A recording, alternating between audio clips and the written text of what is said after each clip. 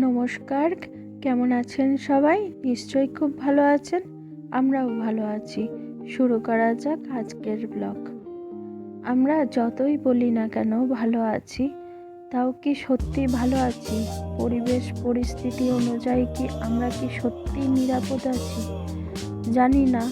এই উৎকণ্ঠা, এই আবেগ, এই দুশ্চিন্তা কবে দূর হবে? আমরা কবে একসঙ্গে চলতে পারবো, আবার একসঙ্গে সবাই সবার নিজের মতন কাজে নিজের ছন্দে করতে পারবো? এই যে ছন্দপতন, আমরা কি কেউ চেয়েছি?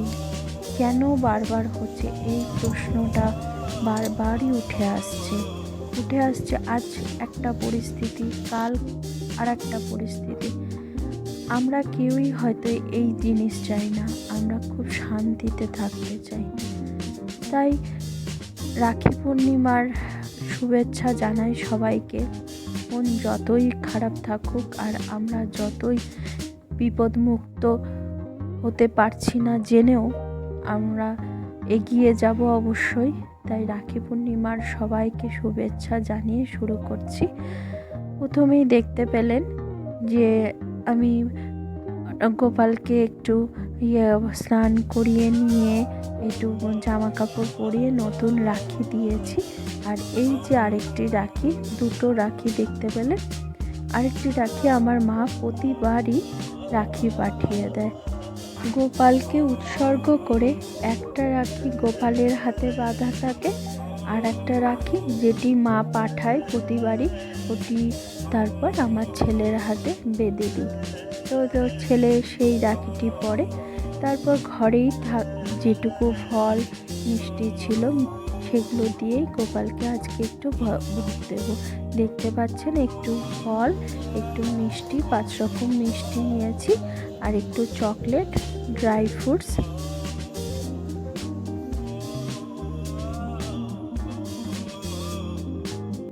আজ সকাল সকালে লাড্ডু গোপালকে ভোগ দিয়ে পুজোটা করে নিচ্ছি, কারণ এরপরে একটু রান্নাঘরের ব্যাপার আছে।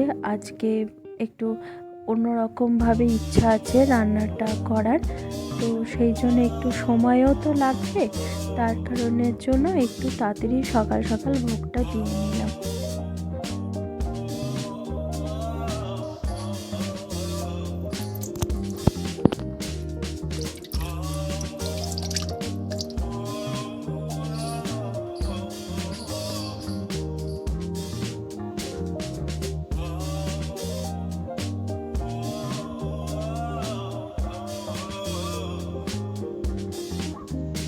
পুজো করতে করতে একটি কথা খুব মনে পড়ছে, তার জন্য আপনাদেরকে একটু জানাই যে রাখি পূর্ণিমা আজকে আমাদের সবার কাছে একটা ভীষণ শুভ দিন।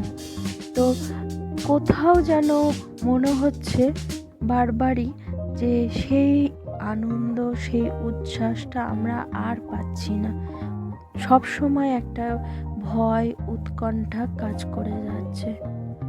জানি না, এর উত্তর কারোর কাছেই নাই যে আমরা কোন ভবিষ্যতের দিকে যাচ্ছি। যাই হোক, এরপর আসি। রান্নাটা করে নিয়েছি।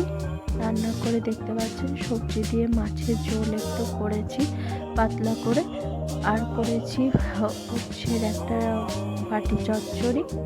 আর এই বাটি চচ্চড়ি করার সময় একটু করে যদি কাসুন্দি না হয় ঠিক জমে না। তো এই জন্য একটু কাসুন্দি আর একটু সর্ষের তেল, এই সব কম্বাইন্ড করে যে একটা টেস্ট আসে, দারুণ লাগে। তারপর খেয়ে রেস্ট করে নিয়ে একটু গেছিলাম যোগা ক্লাসে। যোগাতে ভর্তি হয়েছি অনেক দিনই, তো যাওয়া হয়নি।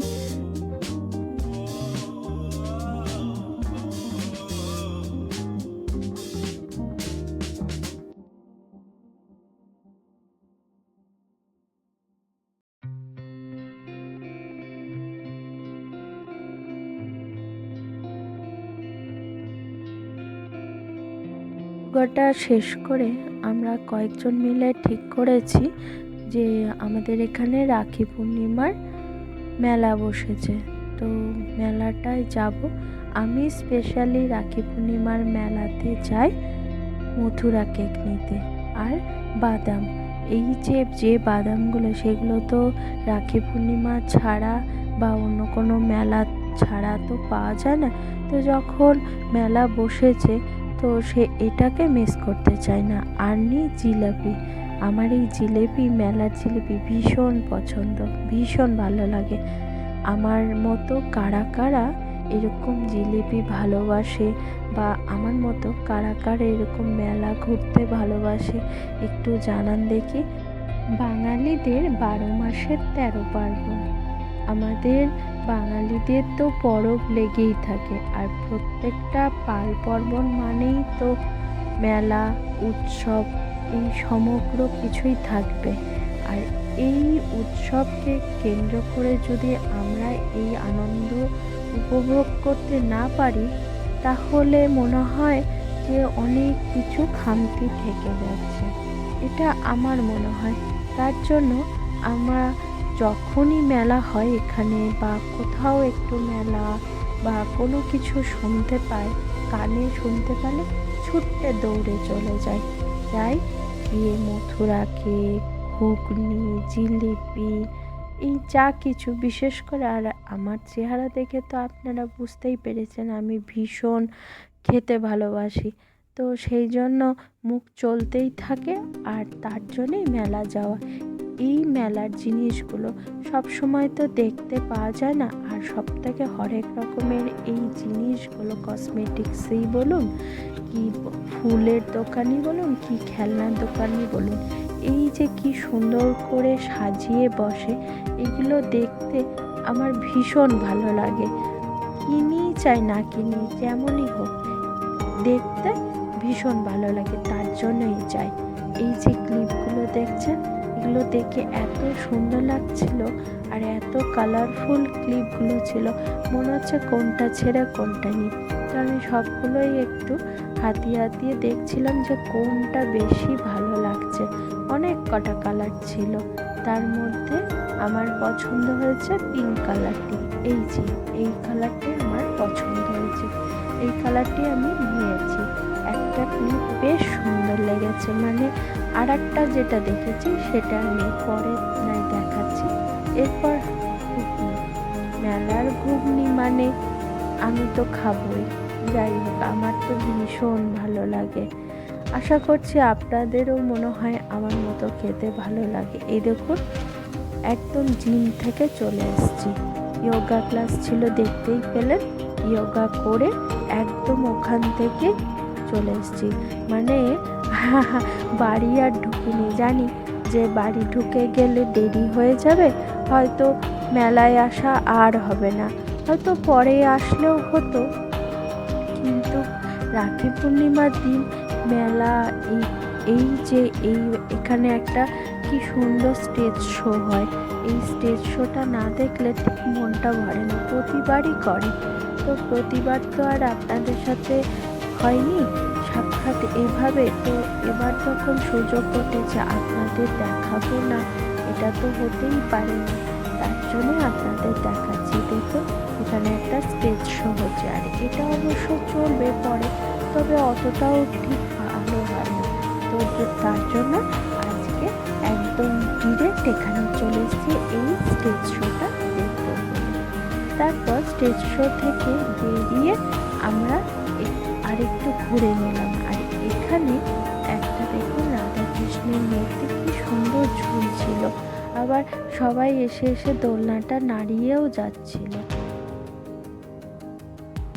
তারপর এখানে দেখলাম অনেক খেলনার দোকান। আমি যখন ছোট ছিলাম বাবা আমাকে মেলার দোকানে নিয়ে যেত ওই খেলনা কেনার জন্য।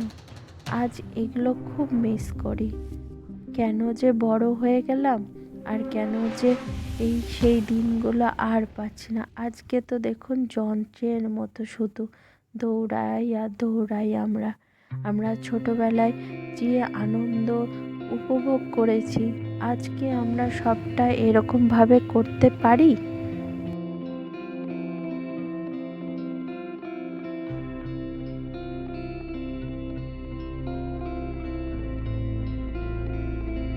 পুরো মেলাটা ঘোরা হয়ে গেছে, দেখাও হয়ে গেছে, লাস্ট বাদামটা ছিল সেটাও কিনে নিয়েছি।